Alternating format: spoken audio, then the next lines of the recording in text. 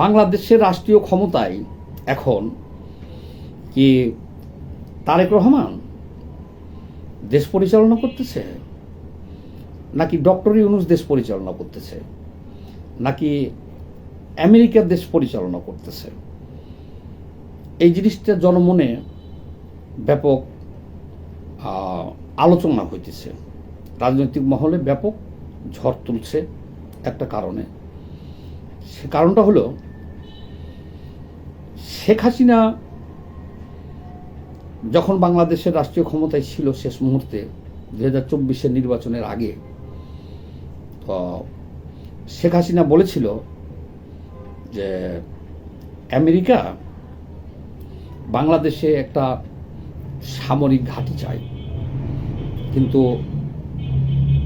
আমরা সামরিক ঘাঁটি দিব না, দরকার হলে আমি ক্ষমতায় থাকব না।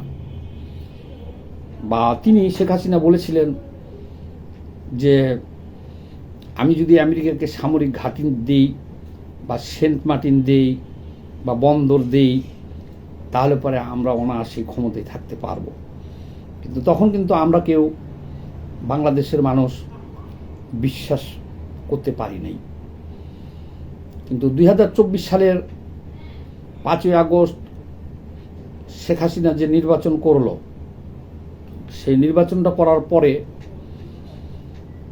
একেবারে দেশে কোনো প্রকার আন্দোলন ছিল না। মূলত 2024 শেখ হাসিনার অ্যামিডামিন নির্বাচনে বাংলাদেশের রাজনৈতিক দলগুলো কোনো বাধার সৃষ্টি করতে পারে নাই। বাংলাদেশে কোনো বাধার সৃষ্টি করতে পারে নাই, তারা অনায়াসেই কিন্তু নির্বাচনটা তারা করে গেল। আচ্ছা, নির্বাচন করার পরে তারা কুম্ভকর্ণ ঘুম, তারা কিন্তু একটা ঘুমের মধ্যে ছিল। ঈদ আমেজ আওয়ামী লীগের লোকজন 2029 সালে পর্যন্ত ধরে নিয়েছিল যে তারা ক্ষমতায় আছে, ঘুমিয়েই আছে। আর বাংলাদেশের রাজনৈতিক দলগুলোও সবাই মেনে নিয়েছিল যে 2029 সাল পর্যন্ত শেখ হাসিনার সরকার আবারও ক্ষমতায় থাকবে। কিন্তু দেখেন, হঠাৎ একটা ঝড় আসা, মাত্র 36 দিনের আন্দোলনে হাজার হাজার মানুষ আহত এবং 500-700 জন নিহত হইল। এখন এই যে 500-700 বা হাজার নিহত হইল শেখ হাসিনার আমলে, তো এই 700 জন নিহত হইল, কিন্তু পরবর্তীতে আস্তে আস্তে সব কিছু বেরিয়ে আসতেছে যে ঘটনাগুলা, যে এই 500-700 জন যারা জুলাইয়ে নিহত হয়েছিল, এটা বিশেষ ধরনের একটা অস্ত্র ব্যবহার করে তাদেরকে হত্যা করা হয়েছিল। বিশেষ ধরনের একটা অস্ত্র ব্যবহার করে তাদেরকে হত্যা করা হয়েছিল। সে অস্ত্রগুলো হলো 7.62 রাইফেল। সাধারণভাবে ধরেন 303 যে রাইফেল, এর 1760 গজ দূরত্বে আপনি একজনকে আঘাত করতে পারবেন, কিন্তু 1000 গজের মধ্যে হইলে মারা যাবে। আর 1000 গজের এই যে সাধারণত পুলিশে যে সমস্ত রাইফেল ব্যবহার করে পুরাতন মানধাত্তা আমলের 303 রাইফেল, যেগুলো 1000-1200 গজের মধ্যে যদি ঠিকমতো লাগে তাহলে মারা যায়, এরপরে দূরত্বে লাগলে পরে মারা যায় না। আর একটা রাইফেলে 11 রাউন্ড গুলি, 1 রাউন্ড থাকে হলো চেম্বারে আর 10 রাউন্ড থাকে ম্যাগাজিনে। তাহলে আপনার সেই অস্ত্রটা এইভাবে টেনে টেনে টেনে টেনে টেনে টেনে টেনে মানে 1 রাউন্ড গুলি কইরা আবার নতুনভাবে কাক করে আর 1 রাউন্ড গুলি করতে বেশ সময় লাগে। পুলিশের এই অস্ত্র দিয়া এই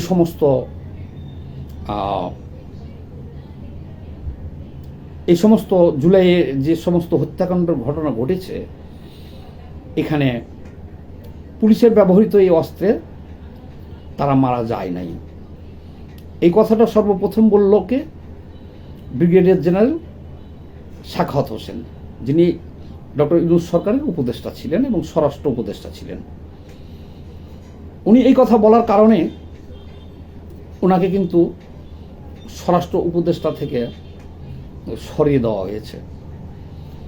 উনি এই কথা বলার কারণে ওনাকে স্বরাষ্ট্র উপদেষ্টা থেকে সরিয়ে দেওয়া হলো, দিয়া নৌ পরিবহন মন্ত্রণালয়ে দেওয়া হয়েছে, কিন্তু ওনার মুখ বন্ধ করা যায় নাই।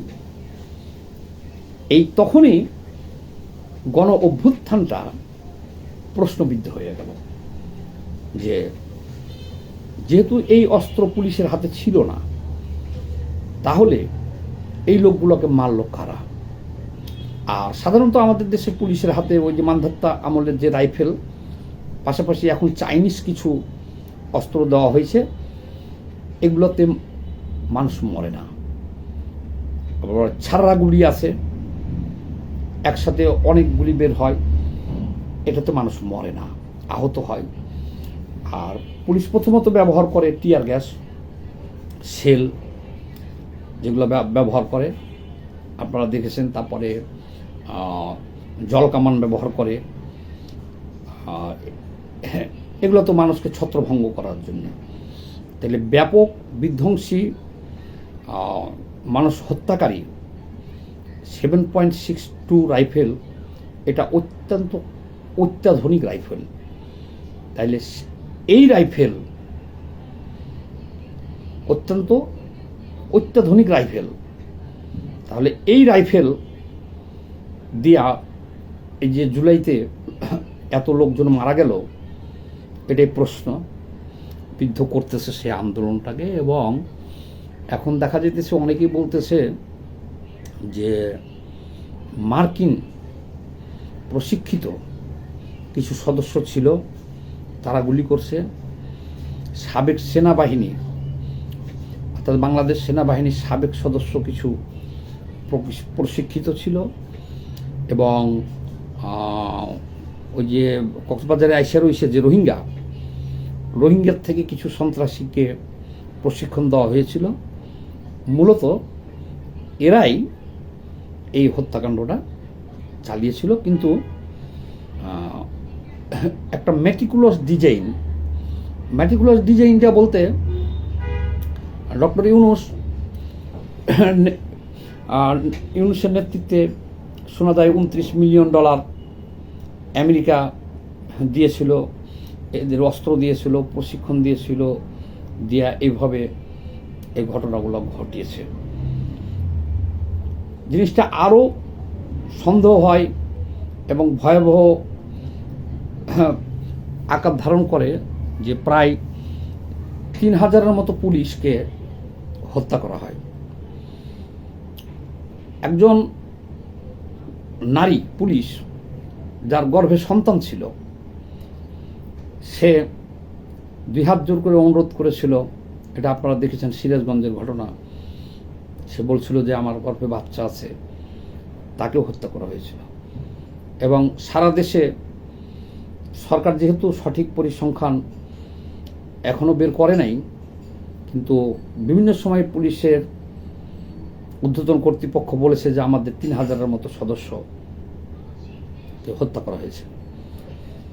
তাহলে দেখেন এই জুলাই অভ্যুত্থানটাকে সারা বিশ্বের মানুষই এখন সন্দেহের দৃষ্টিকোণ থেকে দেখতেছে যে 1990 সালেও কিন্তু আমরা এরশাদ বিরোধী গণ অভ্যুত্থান করেছি। সেই অভ্যুত্থানে কিন্তু একজন পুলিশকেও এইভাবে হত্যা করা হয় নাই।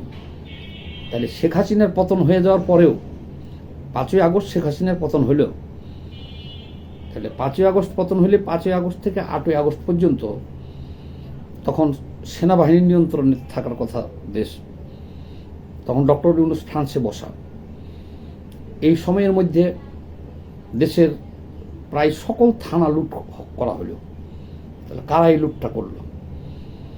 দেশের সকল থানা লুট করা হলো, 3000 পুলিশ সদস্যকে হত্যা করা হলো। আপনারা আমরা দেখেছি মোড়ে মোড়ে পুলিশকে হত্যা করে গলায় রশি দিয়া তাদেরকে ঝুলিয়ে রাখা হলো। এই সমস্ত ঘটনাচক্র এই জুলাই অভ্যুত্থানটা নিয়ে অনেক কাহিনী রচিত হয়েছে, অনেক সন্দেহ সৃষ্টি হয়েছে যে ঘটনাটা কি মার্কিন ডিপ স্টেট এই 762 এবং অর্থ ডলারের বিনিময়ে এইভাবে হত্যাকাণ্ডের মাধ্যমে করলো, না হলে 17 বছর যে শেখ হাসিনাকে আমরা রাজনৈতিক দলগুলো আন্দোলন করে কিছু করতে পারি নাই, কিন্তু হঠাৎ করে 36 দিনের ভিতরে দেশে এরকম একটা ঘটনা ঘটলো। এবং সেই ম্যাটিকুলাস ডিজাইনের কথাটা কিন্তু ডক্টর ইউনূসই প্রথম প্রচার করে। উনি ক্ষমতা গ্রহণ করার পরে উনি এসে ক্ষমতা গ্রহণ করলো।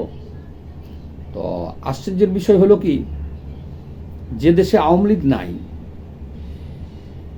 শেখ হাসিনা বাংলাদেশে নাই, দেশ ত্যাগ করছেন, আওয়ামী লীগ পলাতক, দেশের 70% জনগণ বা 80% জনগণ তখন বিএনপির সমর্থক, কেউ বিএনপি করে, বিএনপির সমর্থন করে।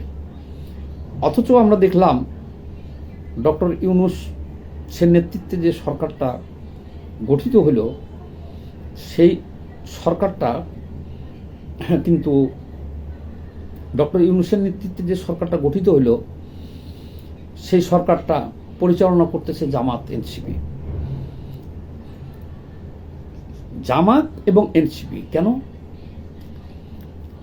5ই আগস্টের পরে সর্বপ্রথম সেনাপ্রধান ডাক দিয়েছেন। আমরা দেখলাম মিডিয়াতে যে আমি জামাতের আমিরের সাথে কথা বলেছি। তাহলে জামাতের আমিরের সাথে কথা বললো, বিএনপি কেন নয়, বামপন্থীরা কেন নয়? আর এই 18 মাস কিভাবে জামাত রাষ্ট্রীয় ক্ষমতায় থাকলো? আর এই জামাত 18 মাস ক্ষমতায় থাকা এই দেশটাকে কি করেছে তাহলে আপনারা দেখেছেন। তো কথাটা বলতেছি এই কারণে যে যদিও বাধ্য হইয়া ডক্টর ইউনূস চেয়েছিলেন উনি যতদিন বেঁচে থাকবেন ততদিন উনি রাষ্ট্রীয় ক্ষমতায় থাকবেন, এবং এই কারণে উনি ফন্দি ফিকির করতে কম করে নাই। উনি দেশ বিদেশ, আমেরিকা, এখানে সিঙ্গাপুর, লন্ডন, যেখানে ছিল তার চেলাচামচা এদেরকে নিয়ে সেই উপদেষ্টা বানিয়েছে, এদেরকে নিয়ে এসে বিভিন্ন কমিশন গঠন করেছে, এবং সেই সমস্ত কমিশনের কার্যক্রম এমনভাবে বিস্তৃত করেছে যে এটা 5 বছর 10 বছরেও এই কমিশনের কার্যক্রম শেষ হবে না। অর্থাৎ উনি নির্বাচন ছাড়াই তার ক্ষমতাটাকে দীর্ঘায়িত করার জন্যে সে কত ধরনের তালবাহানা করেছে এটা আমরা আপনারা জাতি দেখেছি। দেখেন, তার অবস্থাপনার কারণে 500 শিশু হামে মারা গেল। এখন তো সে এরকম নির্লজ্জ বেহায়া সরকার প্রধান বিশ্ববাসী আর কেউ দেখে নাই। সে দেখছেন যে ক্ষমতায় থাকার কালীন প্রকাশ্য ধরনের যত লুটপাট করার সে করেছে, এবং যাওয়ার আগে সে নিজে ভিআইপি ঘোষণা দিয়া, সে চলে যাওয়ার আগে নিজে ভিআইপি ঘোষণা দিছে। ভিআইপি ঘোষণা দিয়া সে এখন পুলিশ প্রোটোকল নিয়ে বসে রয়েছে। অথচ দেশে 1 লক্ষের উপর হামে আজ আক্রান্ত হয়েছে, কিন্তু শেখ হাসিনার 15 বছরে হামে কোনো শিশু মারা গেছে বলে এরকম তথ্য আমাদের জানা নাই। আর সরকারি হিসাবে 500 শিশু মারা গেছে, কিন্তু বেসরকারি হিসাবে এর চাইতে কয়েক গুণ বেশি, প্রায় 1500-2000 শিশু মারা গেছে। তাই বলতেছি যে ক্ষমতা কি এখনো, অথচ এই সরকার তাকে কোনো জিজ্ঞাসাবাদ করতেছে না বা তাকে জবাবদিহির আওতায় আনতেছে না। বা ডক্টর ইউনূস 18 মাসের যে দুর্নীতি লুটপাট করেছে তার জলজান্ত প্রমাণও আছে, এবং এই যে শিশু মারা যেতেছে হামে, এই সরকার কিন্তু তাকে কিছু বলতে পারতেছে না। তো এ কারণে বলতেছি যে সেই আমেরিকান ডিপ স্টেটের ছায়ায় কিচেন ক্যাবিনেট কি এখনও এই রাষ্ট্র ক্ষমতা চালাইতেছে কি না আমাদের সন্দেহ হয়।